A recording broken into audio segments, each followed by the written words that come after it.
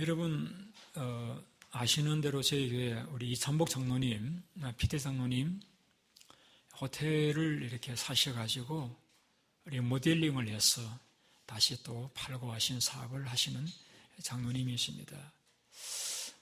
정선에 있는 호텔을 하나 사셔가지고 지금 리모델링 하시는 가운데 계시는데 여러 에피소드들을 제가 듣게 되어집니다. 일을 잘한다고 해서 인부를 사서 일을 맡겼는데 일을 걸어치고 또 물건을 훔쳐가기도 하는 그런 참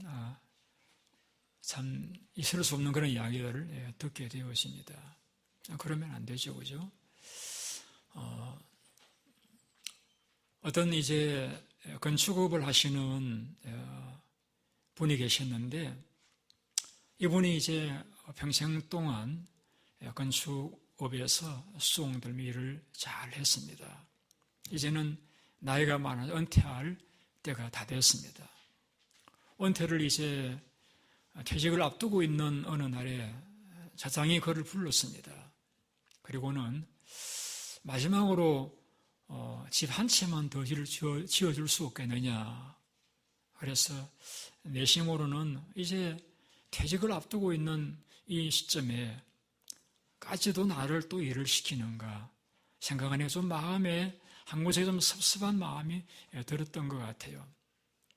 그래서 참 일을 잘하시는 분이셨는데 그 섭섭한 마음이 이제 집을 지으면서 감독도 소홀히 하고 자재도 대충 쓰고 이렇게 해서 집을 다 지었습니다. 그리고는 이제 보고를 했습니다. 집을 다 지었습니다. 그러니까 그 회장이 그 집 키를 그 퇴직을 앞둔 그 사람에게 주면서 한평생 동안 우리의 사를 위해서 수고해 주셨던 거 참 고맙다고 하면서 그 집 키를 그분에게 선물로 드렸답니다. 무슨 말씀인지 아시겠죠? 저는 오늘 이 설교를 준비하면서 이런 취지에서 설교하고자 합니다. 어떻게 하면은 우리가 우리 인생을 다 살고 주님 부르실 날이 가까웠을 때에 후회가 없는 보람만 가득 찬 그런 삶을 살려고 하면은 어떻게 하면 좋을까? 이런 퀘션을 가지고 이 말씀을 설교를 계속하고자 합니다. 오늘 본문은 여러분들이 이제 보신 그대로 요셉과 마리아가 정결 예식, 정결 기간 이제 마치자 아기 예수님을 성전에 와서 하나님께 드리는 일을 하셨다는 것을 말씀하고 있죠. 유대인들은 아이가 태어나면은 40일 동안 여자가 부정하다라고 해서 출입을 삼가했습니다. 그래서 그것을 하나님께서 너무나 그 어린 아기는 저항력이 약하기 때문에 바이러스에 감염되지 않도록 하기 위해 하나님의 사랑의 섭리로 세운 제도였습니다. 그래서 그 산모도 안정을 취하고 또 아기도 바이러스로 감염되지 않도록 하는 그러한 하나님의 섭리 가운데 약 40일 동안에는 출입을 하지 않도록 아기를 만지지도 또 이렇게 가까이 하지 않도록 이렇게 법으로 정해놓았습니다. 그 기간이 마쳤다는 것이 정결 예식의 날이 참회라고 말씀하고 있는 것입니다. 그런 연후에 이제 요셉과 마리아가 그 아기 누구죠? 예수님이죠. 예수님을 데리고 예루살렘으로 데리고라는 말은 좀 그렇고 안고 예수님을 안고 아기 예수님을 안고 예루살렘으로 올라와서 23절 같이 읽어보시겠습니다. 띄워놓으시기 바랍니다. 시작. 이는 주의 율법의 선과 첫 해에서 난 남자마다 주의 거룩한 자라 하리라 한 대로 아기를 주께 드리고. 요셉과 마리아가 아기 예수님을 이제 안고 성전에 와서 소위 말하는 헌화식 하나님께 드리는 그런 이제 일을 하셨다라는 것이죠. 여기 오시면은 아기를 죽게 드리고,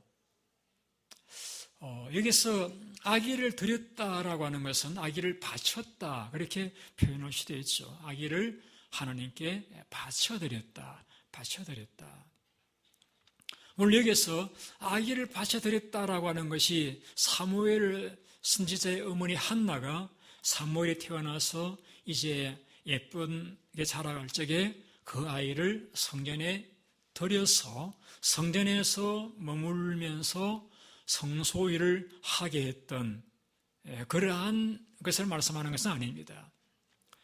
레위인들은 태어나서부터 그들은 하나님께 드려진 바 되어졌기 때문에 그들은 농사일은 양을 키우지 않고 평생 동안 성소에서 제사를 지내야 한다든지 하는 그러한 일들을 하게 되어진 것입니다. 그러나 예수님은 레위 지파가 아니고 유대 지파 사람입니다. 그래서 그 몸이 하나님 성소에서 일을 감당하는 그러한 자로 드려진 것이 아니라 그 몸을 드렸다는 것은 이제 주님의 평생이 하나님을 위해 살아가는, 하나님을 위해서 봉사하는 그런 삶을 살아가는 자로 하나님께 드렸다라는 것이죠. 여러분, 저는 집사람과 함께 살아가면서 좀 더 많이 느끼는 부분이 뭐냐면은 참 그 어머니들이 자기 자식에 대한 그 모성애가 얼마나 능력 있는가, 힘이 큰가 하는 것을 느끼게 되어집니다. 때로는 이제 제가 섭섭할 때도 있어요. 사람에게는 나보다도 자식이 먼저구나 하는 것을 느낄 때도 있습니다. 꼭 뭐 잘못됐다는 것을 이야기하려고 하는 것이 아니라 그만큼 어머니의 자식에 대한 그 사랑이라는 것은 본능적이고 그것은 굉장히 파워풀한 그러한 것입니다. 그래서 우리가 종종 드라마 같은 거 보면은 가정이 나누어질 적에 그 자식을 이제 계속해서 키우고 싶어 해서 애를 쓰는 그런 어머니들의 모습도 볼 때가 있었습니다. 여러분, 어쨌든 자식, 이 아기라고 하는 것은 눈에 넣어도 아프지 않을 만큼 소중하고 귀한 존재잖아요. 왜 그렇습니까? 내가 피 흘리면서 받은 선물이잖아요. 그래서 자식을 위해서 어머니들은 희생적인 수고와 사랑을 하게 되어지는 것입니다. 자, 그러한 귀한 자식, 물론 마리아가 예수님 태어나시기 전에 성령으로 인해서 그가 누구이며 어떠한 일을 할 것인지도 알았지만은 그래도 그 아기를 하나님께 드린다라고 하는 것은 어머니의 모성애를 생각하면 그렇게 쉬운 일은 아닐 것입니다. 그 아기가 평생 동안 어머니를 돌보고 따르고 순종하고 지내기를 바라는 것이 일반적 어머니들의 마음일진데 불구하고 마리아는 그 아기를 주님께 드렸다. 여러분, 우리는 성경을 볼 적에 아기를 죽게 드리고라는 말씀을 우리가 한 문장 짧은 구절이기 때문에 쉽게 여러분 생각하실지 모르지만은 내 자식을 나를 위해 살게 하지 않고 하나님을 위해 살도록 드린다라고 하는 것이 어머니들에게 얼마나 어려운 결정인 걸 여러분이 깊이 생각하신다라고 하면은 이 짧은 한 구절이 가진 깊은 의미를 우리가 교훈을 받을 수가 있을 것입니다. 그러면은 왜 요셉과 마리아는 그 귀한 아기를 하나님께 드렸느냐?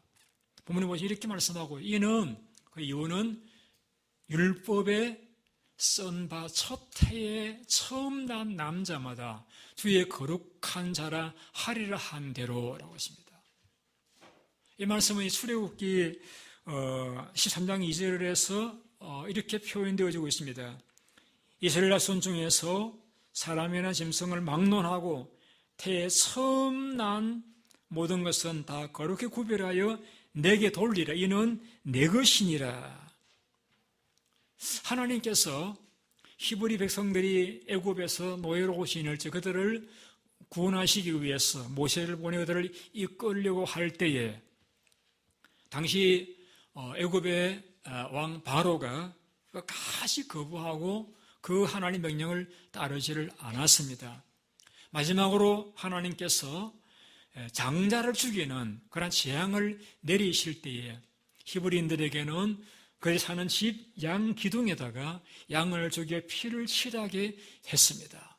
그 결과 모든 장자를 죽이는 죽음의 천사가 모든 집에 들어가서 처음 난 아들이나 짐승을 다 죽이실 때에 그 피를 바른 히브리인들의 집에는 들어가지 않고 지나갔습니다. 그걸 말씀하고 있는 거예요. 그래서 그날 마땅히 죽었어야 할 장자들이었지만은 어린 양의 희생으로 말미암아 살림을 받았기 때문에 이제 살림 받은 그 장자들을 나에게 바치라고 하는 것이 하나님의 명령이 있었습니다. 그래서 그 명령에 따라서 어떤 부모는 하나님께 바치기도 하고 어떤 부모는 난 그럴 수 없다라고 하면 하나님께 안 바치는 그런 분들도 많이 계셨을 것입니다만은 이 마리아와 요셉은 율법을 따라 말씀하신 대로 그 아기를 주님께 드렸다라고 말씀하고 있는 것입니다. 어떻게 드릴 수가 있었을까요? 하나님 말씀을 깊이 묵상했겠죠. 내가 낳은 내 아들이지만은 이것은 이미 죽어 마땅한 그러한 자였는데 하나님의 자비로 우리를 살려주신 결과로 내가 이 아들을 안고 있지 않느냐. 그래서 주님의 원하시는 대로 하나님의 명령을 따라 그 아들을 하나님께 드렸던 것입니다. 이 명령을 얼마나 중요하게 여겼는가. 유대인들은 이 명령을 지키기 위해 이 명령을 이제 적은 쪽지를 조금만 함에 넣어가지고 이마에 두거나 손에 매달거나 하면서까지 하나님께 드리라고 하는 내 것이라고 하는 말을 잊어버리지 않으려고 무척이나 애를 썼습니다. 왜? 그들은 그들이 살게 되어진 것이 어린 양이 피 흘려 죽음으로 말미암아 죽어 마땅했던 내가 살게 됐다는 사실을 잊어버리지 않기 위해서 우리가 살고 죽는 것이 하나님의 자비의 결과라는 사실을 잊어버리지 않기 위해서 그는 이 예식을 지키고 그들은 아기를 하나님께 드렸던 것입니다. 오늘 우리가 성탄식을 행했던 것도 동일한 이유입니다. 우리가 왜 성탄예식을 행합니까? 이것은 내가 죽어 마땅한 그런 죄인이었는데 주님께서 우리를 위해 대신 죽어주셨다라고 하는 내가 어떻게 하나님의 자녀가 되었고 내가 어떻게 하나님의 영생을 소유하는 자가 되었고 내가 어떻게 살게 되어진 자인 것을 마땅히 진멸당할 나였지만은 어떻게 내가 살게 되었었는가를 잊어버리지 않기 위해서 우리가 대자주했으면 좋겠습니다만은 이 즐길 때마다 이 성찬예식을 행하게 되어지는 것입니다. 오늘 이 시대는 우리가 살게 되어진 것이 내 노력의 결과라고 주장합니다. 내가 이만큼 살게 되어진 것은 내가 더 부지런하고 내가 땀 흘려 일하고 열심히 공부하고 아끼고 절약하고 수고한 결과에 오늘 내가 기반을 이루고 내가 살게 되었다 생각하기 때문에 하나님께 감사를 드리지를 않습니다. 그리고 주님을 위에 살아가라고 하는 말씀에 대해서는 대단한 거부감을 가지게 되어집니다. 제가 말씀드렸죠. 제가 티네이저들 돌보면서 그런 말을 했습니다. 할아버지, 내 인생인데 내 마음대로 하고 싶어요. 여러분, 이것이 아이들만 이야기가 아니에요. 우리 성인들도 제가 말씀을 건면하면은 말씀 안 하시지만은 내 인생인데 내 마음대로 하고 싶은데 왜 목사님이 감나라 배나라 말씀하십니까? 불쾌해요. 어떤 그런 그 같은 생각이 제가 느낌을 받을 때가 있는 것입니다.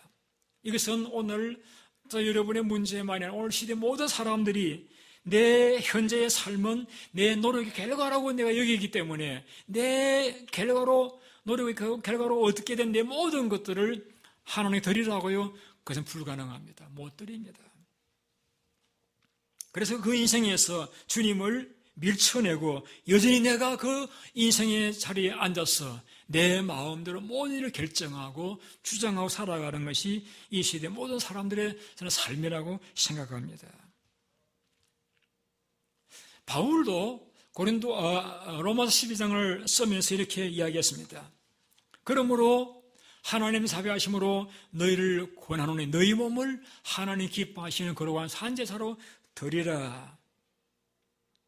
바울도 로마서를 기록하면서 12장까지 왜 우리가 하나님의 구원이 필요한 자들인가, 어떻게 우리 구원받을 수 있는가를 자세하게 기록한 다음에 그러므로라는 결론의 부분에 와서 12장에서 너희 몸을 하나님께 산제물로 드려라. 우리 몸을 하나님께 드려라라고 말씀하고 있습니다. 왜 바울이 우리 몸을 하나님께 드리라고 말씀하고 있습니까?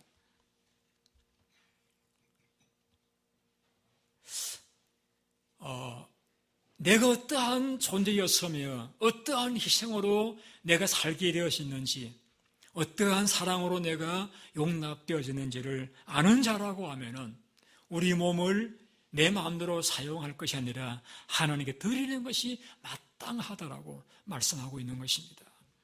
자, 그렇다라고 해서 여러분들이 예배 끝난 다음에 이제 성전에 와서 강단에 들어 누우셔가지고 하나님 내 몸 받으세요, 그렇게 하시는 이야기도 아니고, 또 이때부터 내가 선교사나 목사가 되기 위해 신학교를 가야 되겠다, 그렇게 하시는 이야기도 아닙니다. 몸을 드린다라고 하는 것을 잘 설명하신 말씀이 로마 12장 2절 말씀입니다. 하나님의 기뻐하시고 온전한 뜻이 무엇인지 분별하도록 하라고 했습니다. 쉽게 줄이면은 하나님의 뜻을 따라 받드는 삶을 살아가는 것이 우리 몸을 하나님께 드리는 삶이라는 것을 잘 설명해 주셨습니다. 하나님의 뜻, 하나님의 선하시고 기뻐하시고 온전한 뜻을 따라 내가 순종하며 살아가는 것, 이것이 나를 하나님께 드리는 삶이라는 사실을 바로 우리에게 가르쳐 주셨습니다. 하나님 뜻은 그럼 어떻게 알 수 있느냐? 어떤 분이 이렇게 설명했습니다. 하나님 뜻은 내가 그것을 행하려고 하면 내 마음이 기쁠 때에 하나님 뜻이다. 혹은 내가 그 일을 위해서 기도가 나오면은 그게 하나님의 뜻이다. 혹은 내가 그 일을 하고 난 후에 내 마음이 감사한 마음으로 가득 차면 그것은 그 길은 하나님의 뜻인 길이다라고 설명을 했습니다. 거기에서도 동의합니다. 내가 그 일을 생각하며 마음이 기쁘고 내가 그 일을 위해서 기도할 수 있는 일이고 그 일을 행하고 난 뒤에 내 마음이 감사가 차고 넘칠 적에 우리는 그 길이, 그 일이 나를 향한 하나님의 뜻이라고 믿어도 저는 가능하다고 여겨지는 것입니다. 바울은 에베소서 5장에 이렇게 권면했습니다. 주께 기쁘시게 할 것이 무엇인지 시험하여 보라. 고린도서 5장에서는 그런즉 그 안에 떠나든지 주를 기쁘시게 하는 자 되기를 힘쓰라고 했습니다.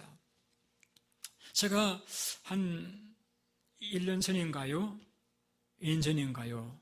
슬픈 소식을 들었습니다.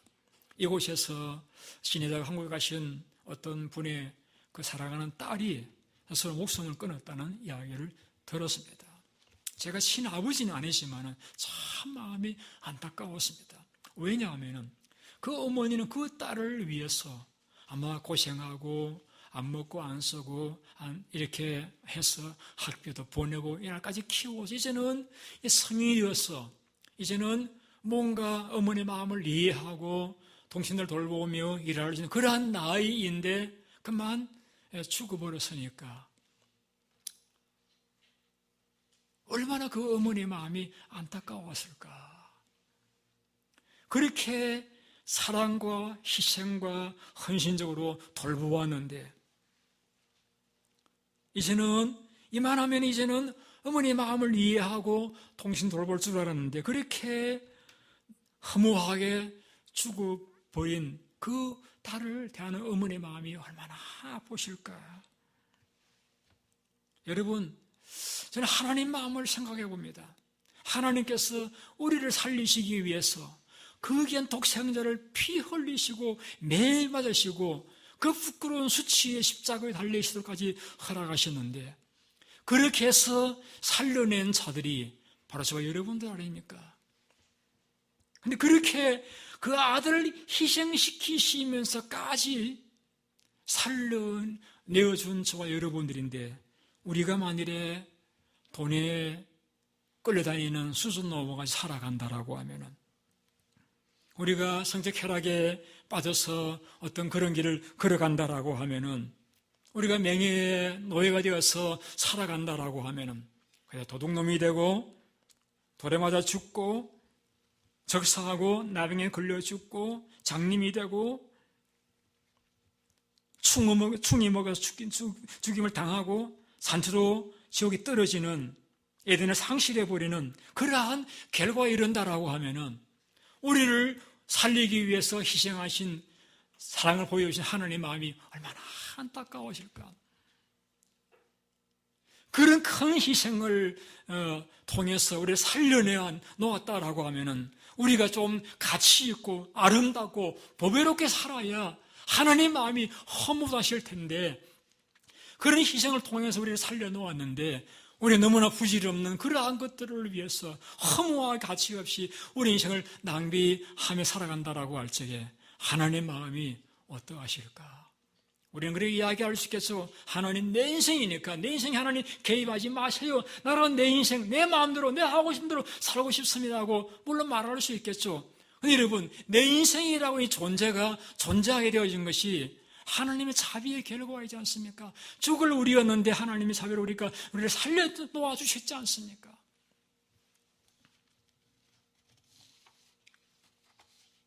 저는 인생의 가치라고 하는 것은 누가 그 인생을 핸들링 하느냐에 따라서 달려있다고 생각합니다.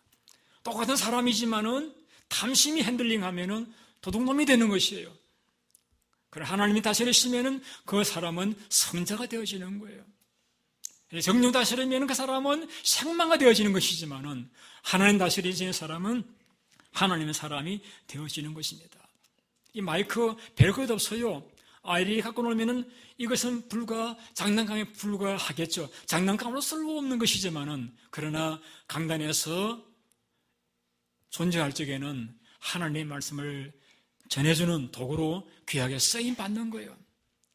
인생 가치라고 하는 것은 그가 뭘 가졌느냐, 얼마나 배웠느냐, 얼마나 잘 만났느냐, 그게 중요한 것이 가치가 있는 것이 아니라 그가 어디에 쓰임 받느냐, 아니 누가 그 인생을 핸들링 하느냐에 따라서 성자가 되기도 하고 버림받는 자가 되고 마는 것입니다.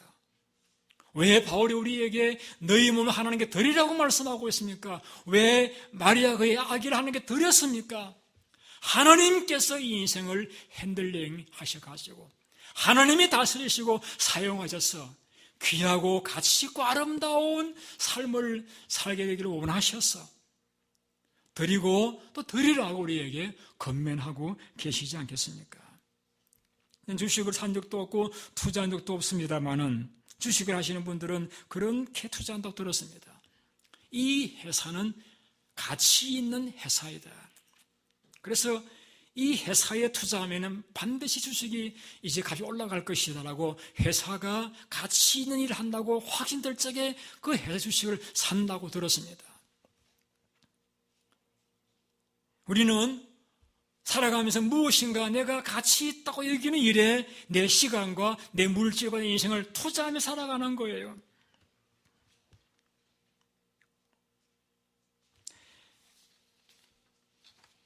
우리 믿음의 선배들은 하나님을 위해서 그들의 인생을 드렸습니다.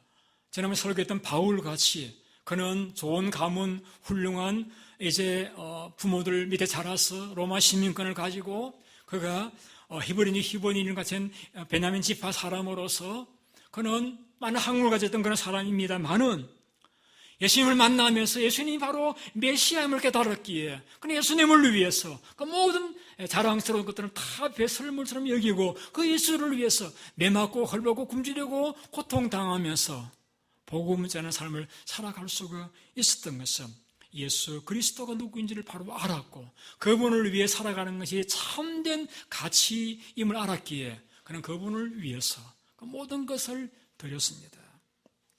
베드로 주님께서 그를 만났을 적에 안내로 통해서 만났습니다마는 그는 주님을 따르지 않았습니다. 그러나 그의 배에 예수님을 태우고 설교를 듣고 깊은 데가 그물을 던지라고 했을 때 그물을 던졌을 적에 많은 고기를 잡았을 적에 그는 깨달았습니다. 이분은 바로 하나님이시다.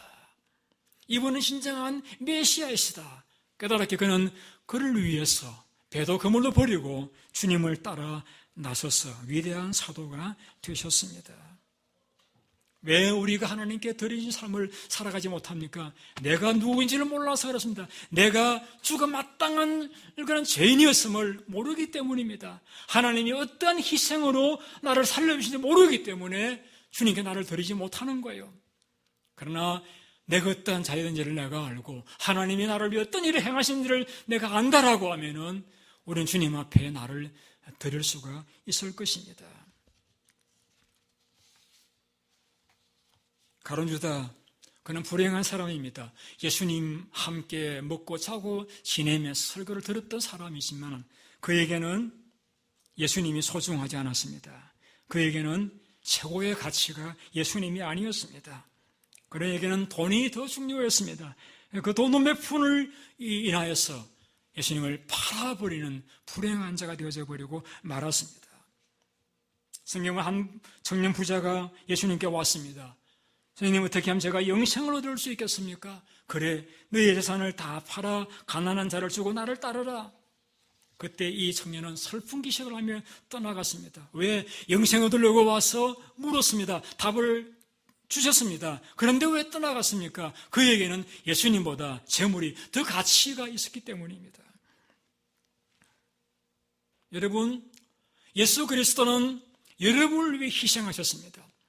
여러분의 삶을 받으셔서 예수님이 여러분의 삶을 아름답고 보배롭고 가치 있게 만드시기 원하셔서 너의 인생을 너가 핸들링하지 말고 나에게 맡기지 않겠니?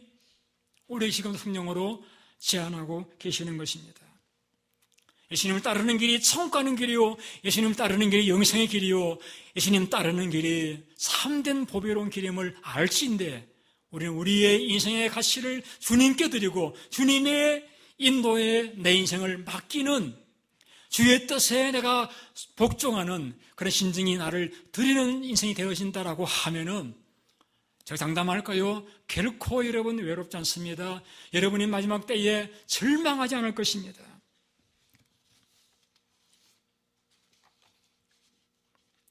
어떤 권사님의 간증을 읽어드리고 설교를 마치려고 합니다. 40대 살 때까지 이 권사님은 어떻게 하면 애를 잘 키울까? 어떻게 하면 좀 더 나을 환경 가운데 살아가 볼까? 어떻게 사람들의 인정을 칭찬을 받으면서 살까를 고민하면서 살아오셨답니다. 그 나이 50이 되어지는 때에 하루 누워서 자려고 하는데 갑자기 어떤 생각이 들었는가 하면은 내가 이제 얼마나 더 살겠는가? 20년? 30년? 살 날이 많지 않구나. 그렇다라고 하면 내가 남은 삶을 어떻게 살아야 될까? 내가 잘 먹고 좋은 집에서 잘 사는 것이 내 인생의 전부일까? 내가 죽어서 하나님 앞에 가게 될 터인데 그때 내가 무엇을 내어놓을까? 고민하는 가운데서 그 마음속에 부끄러운 생각이 들었습니다. 그런 심리에 일어났습니다. 무릎 꿇었습니다. 이렇게 기도했습니다. 주님, 제가 70세까지 산다라고 하면 20년, 80세라고 하면 이제 30년 남았는데 남은 30년 동안 100명만 전도할 수 있게 해주십시오. 그런 기도를 시작하면서 내가 왜 살아야 하는지 이유를 분명하게 깨닫기 시작했습니다. 그때부터 전도하기 시작했는데 신기하게도 그 소원을 가지고 기도하면서부터 1년에 5명씩 하나님 앞으로 인도하는, 그래서 물질과 명예와 허영과 이생의 자랑에 욕심에 찌들었던 그의 삶이 주님을 위해 살겠다 다짐하면서부터 새로운 가치 있는 삶을 살아가는 자가 되어졌던 것입니다. 여러분, 마리아가 그 피 흘려 낳은 아기, 그 아기 하나님께 드리지 않았다라고 하면 오늘 우리는 구원을 받지 못했습니다. 하나님께 드렸기 때문에 오늘 우리에게 구원이 주어진 거예요. 여러분, 여러분의 인생을 누구에게, 아니 무엇에게 맡기기를 원하십니까? 무엇이 여러분 인생을 핸들링하기를 원하십니까? 앞서 말씀드렸던데 우리의 가치라고 하는 것은 내가 배우고 가지고 내가 현재 모습이 내 가치가 아니라 누가 나를 사용하고 있느냐. 마귀가 사용하면은 우리 마귀의 종이 되고 전락해버리고 마는 것이고, 하나님이 우리를 쓰시면은 하나님의 사람이 되는 거예요. 하나님의 아들 예수 그리스도께서 이 땅에 오셔서 여러분을 위해 죽으시고 여러분을 구원하셨다라고 하면은, 십자가 죽으신 게 사실이라고 하면은 여러분이 그 주님을 위해서 희생하는 것이 어떻게 지나친 희생이라고 말씀할 수 있겠습니까? 저는 여러분들에게 권면합니다. 여러분을 진정으로 사랑하시고 여러분을 위해 희생하시는 그 진정한 지도자 예수님에게 여러분 남은 인생을 드리시기를 바랍니다. 제가 오늘 설교를 시작하면서 그 잘못된 건축자의 예화를 말씀드렸습니다. 여러분의 인생이 끝나는 그 때에, 이제 다 끝났다라고, 더 이상 낙이 없다라고 말하는 그 때에 여러분 그 사람과 같이 내가 잘못 살았구나, 후회하는 인생이 되지 않으셨으면 참 좋겠습니다. 그 비결은 여러분들의 삶을 하나님께 드리세요. 시간을, 물질을, 여러분의 정열을, 꿈을 하나님께 드리세요. 그때 여러분들을 하나님께서 아름다운 보물로 만드셔서 여러분 돌이켜볼 적에 전혀 후회가 없는 보람과 감사가 충만한 그런 삶으로 만들어 주실 줄을 저는 확실히 믿습니다. 우리 기도하겠습니다.